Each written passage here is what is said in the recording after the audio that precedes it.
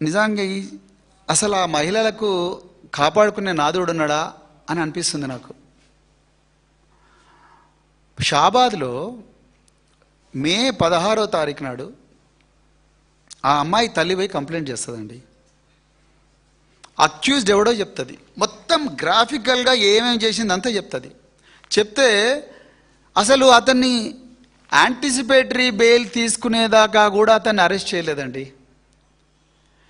నేను ఆ anticipatory bail ఇచ్చిన judge, court sessions judge, POCSO cases LB Nagar judge, వారు ఇచ్చిన ఆర్డర్ చూశాను, గౌరవ న్యాయమూర్తి ఇచ్చిన ఆర్డర్ చూసా.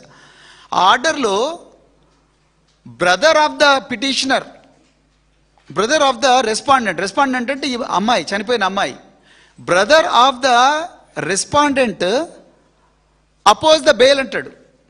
అసలు ఆ అమ్మాయికి బ్రదరే లేడండి, ఆ అమ్మాయికి అన్ననే లేడు, ఆ అమ్మాయికి ఒక్కతే చెల్లెలు ఉంది, అక్క ఉంది, ఆ అమ్మాయికి అన్న లేడు. ఆ అన్న పోయి ఎట్లా బెయిల్ అపోజ్ చేస్తాడు? Point number 1. Point number 2, POCSO rules 2020 ప్రకారము ఎప్పుడైనా కూడా నిందితుడు నా బెయిల్కి అప్లై చేసుకుంటే బాధితురాలికి ఒక నోటీస్ రావాలి. బాధితురాలిని మెజిస్ట్రేట్ గారు, జడ్జి గారు పిలిచే విధంగా పీపీ చర్యలు తీసుకోవాలి. ఒకసారి మ్యాటర్ కోర్టుకు పోయిందంటే అది పీపీ గేమ్. పోలీసు వెళ్ళినంత వరకే ఎస్ఐ గేమ్, కోర్టుకు పోయిందంటే పీపీ గేమ్. పీపీ ఏం చేయాల్సి ఉండే? చూడయ్యా సిఐ గారు, ఎస్ఐ గారు, మీ దగ్గర పోక్సో కేసు అయింది, ఆ నిందితుడు 55 రోజుల నుంచి దొరకడం లేదు, వాళ్ళ అడ్వకేట్ అంటున్నాడు ఈయన పాపం మీ లార్డ్షిప్ ఇతను అమాయకుడు అనేక కేసు పెట్టినరు అని అంటున్నారు, మీరేమంటారంటే పీపీ ఏమనాల్సి ఉండే? పీపీ ఏమనాల్సి ఉండే అంటే, మీ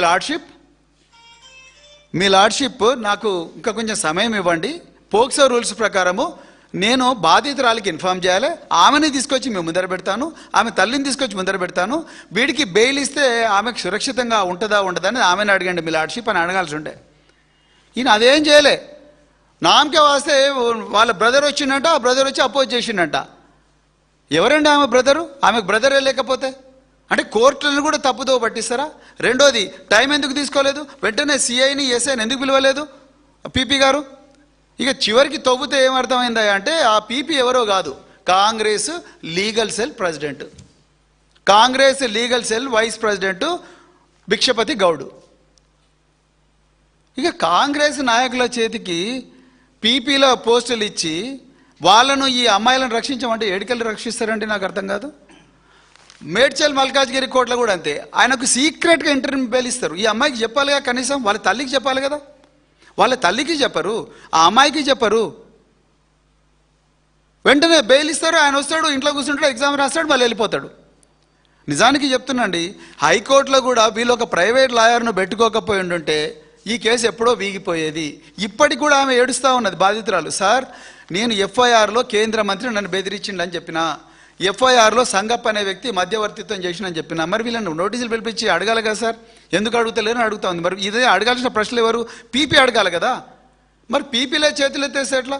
ఇందులో భిక్షపతి గౌడ్ గారు ఆ సిఐ కాంతారెడ్డిని, ఆ ఎస్ఐ రమేష్ను పిలిపించారు, బాబు వాడు యాంటిసిపేటరీ బెయిల్ అంటున్నాడు, అర్జెంటుగా మనం బెయిల్ క్యాన్సిల్ చేపిద్దామని అడగాలి కదా. లేకపోతే తర్వాత బెయిల్ వచ్చిన తర్వాత కూడా వాడు రోజు కత్తులు పట్టుకొని తిరుగుతున్నాడు, గంజాయి తాకుండా తిరుగుతున్నాడు, సంపుతాన్ని తిరుగుతుంటున్నాడు, ఇవన్నీ చేస్తూ అంటున్నాడు. కాబట్టి అర్జెంటుగా పోయి బెయిల్ క్యాన్సిల్ చేయండి, మీరు ఒక లెటర్ తీసుకురండి, నేను ఇమ్మీడియట్గా మెజిస్ట్రేట్ గారితో కలుస్తాను చెప్పాలిగా. ఇవేమీ జరగలేదు. అంటే ఏంటి అసలు? మహిళలు వాళ్ళ ప్రాణాలంటే మీకు ఏమైనా లెక్క ఉన్నదా? ఓదార్చడానికి పోతే మమ్మల్ని అరెస్ట్ చేస్తారు, స్పెషల్ పార్టీలు పెట్టి అరెస్ట్ చేస్తారు. మరి అదే అరెస్టు వాళ్ళని చేయొచ్చు కదా, నిందితులను. సో పోక్సో విషయంలో చాలా క్లియర్గా బీఆర్ఎస్ పార్టీ ఉన్నది. వాళ్ళు ఎవరైనా కూడా ఎంతటి వాళ్ళైనా బెయిల్ ఇవ్వకూడదు, బెయిల్ రద్దు చేయాలి. ఎందుకంటే చిన్నపిల్లలకు వాళ్ళకి ఏం జరుగుతుందో తెలియదు, వాళ్ళ బాడీలకు ఏం జరుగుతుందో తెలియదు, వాళ్ళని ఎవరేం చేస్తున్నారో తెలియదు, వాళ్ళు చెప్పుకున్న వినే నాదుడు ఎవరు ఉండరు. మరి ఇవంతా చూడాల్సింది ఎవరు? హోంమంత్రి, ముఖ్యమంత్రి ఒక్కరే ఉన్నారు, రేవంత్ రెడ్డి గారే చూడాలి కదా. లేకపోతే అమ్మ నా వల్ల అయితే లేదు, వేరే వాళ్ళకి ఇస్తున్నా చెప్పి వేరే వాళ్ళకి ఇచ్చేయాలి, మీరే చేయండి అని చెప్పాలి. అది లేదు, ఇది లేదు. ఒక డీజీపీ స్టేట్మెంట్ ఇవ్వడు, ఒక హోమ్ మినిస్టర్ స్టేట్మెంట్ ఇవ్వడు, మరి ఎవరు ఇస్తారు? సో ఈ విషయంలో కాంగ్రెస్ పార్టీ పూర్తిగా నిందితుల పక్షానే ఉంటుంది. కాంగ్రెస్ పార్టీలో లీగల్ సెల్ వైస్ ప్రెసిడెంట్గా ఉన్న స్పెషల్ పీపీ ఆయన చేయబట్టే ఇవాళ ఆ నిందితుడు రాజ్ కుమార్ అంటోడు అరెస్ట్ కాలేదు, వానికి యాంటిసిపేటరీ బెయిల్ దొరికింది, వాడు వచ్చి 6 మందిని చంపేసి వాడు కూడా చచ్చిపోయాడు. ఇది వాస్తవం.